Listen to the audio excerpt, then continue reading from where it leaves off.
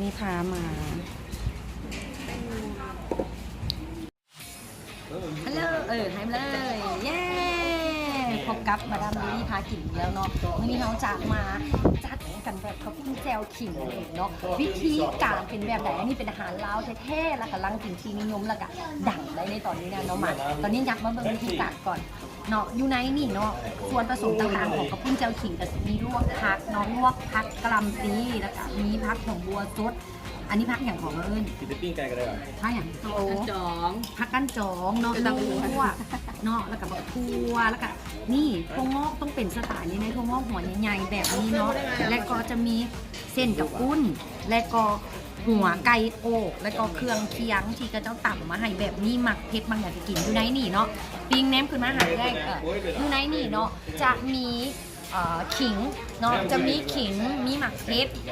เด้อรวมอยู่ในนี่แล้วก็นอกจากนั้นเนาะวิธีการกันง่ายๆทางสามารถเอาจะเอามาแบบว่าอันเดบกับได้หลายอย่างแต่จะมีลวกยอลวกสิ้นเป็นอย่างผลกันไปสาธิตวิธีการเฮ็ดทำอิฐเนาะขออนุญาตใส่มือเลย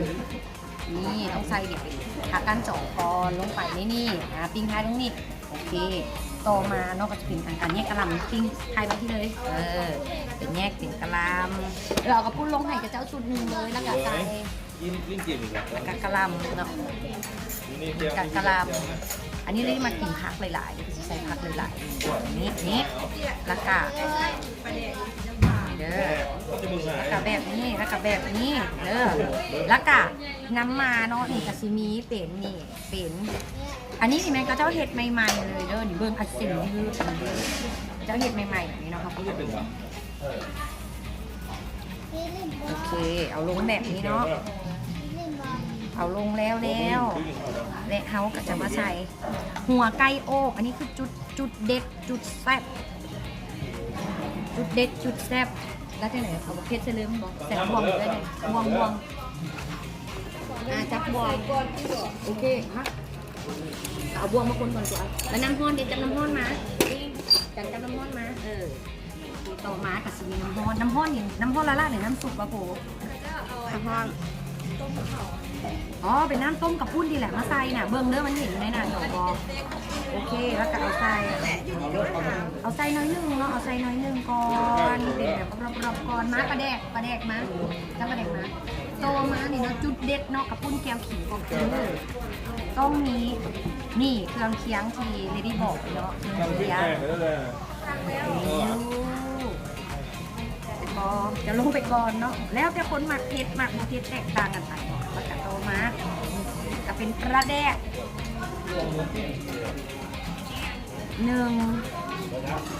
อันนี้เป็นปลาแดกที่เราต้มสุกแล้วเด้อปลาแดกที่ต้มสุกแล้วก็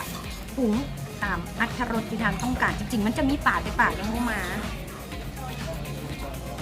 ต้องคนก่อนเฮ้ยเอาน้ำตาลเลยดู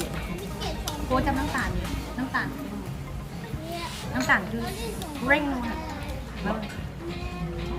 โอเคอันนี้น้ำตาลมากหวานเอาหวานได้ไปเด็ดคือลองใช้แล้วลองชิมดูก่อนเนี่ยแล้วก็สามารถใส่ยอหรือว่าใส่ชีสเลยก็ได้ใส่เลยนะเดี๋ยวชิมก่อนต้องชิมก่อนแล้วแต่ความหมักความแซ่บเด้อเนี่ยหน้าตาจะเป็นประมาณนี้เนาะมีแค่หมูมัดแค่หมูใส่แค่หมูเข้าไปแบบใส่อย่างนี้อย่างกระใส่ลงไปนี่อย่างกระใส่ลงไปนี่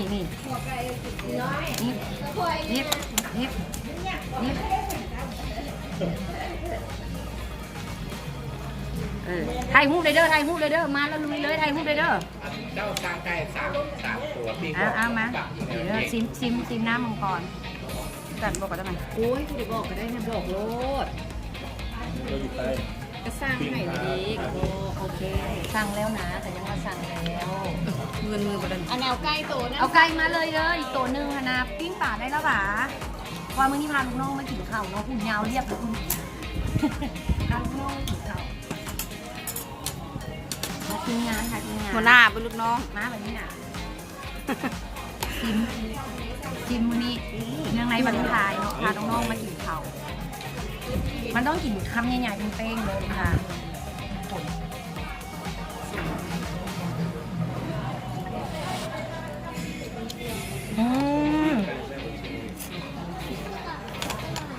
บใส่ไหนนะ เที่ยวเที่ยวเลย แซ่บสุดแซ่บสุ สิ ด โนไปเล่นกันนะ แล้วก็มีปิ้งไก่ สิโนพี่เหรอแซ่บแซ่บแซ่บ อ่ะมีปิ้งไก่ ถั่วเจ้าเด็ก เนาะ เอาเก้าเด้อ ไม่ต้องพักเนาะ นี่เราไม่ได้ดูได้เท่าไหร่แล้วนะ ดื่มคนละทีเดียวไปเยี่ยมไว้ แบบคำง่ายๆคำง่ายๆแบบหนึ่งคำหนึ่งอะไรให้คนทั้งบ้านเลย เส้นออกมาก่อนเหรอ ใช่แล้วอ่ะ โทรหามันจ้ะ ต้องตามทีว่า เดี๋ยวจุ่มมาสับ แล้วดูมีปิ้งก่อน ครับโอเค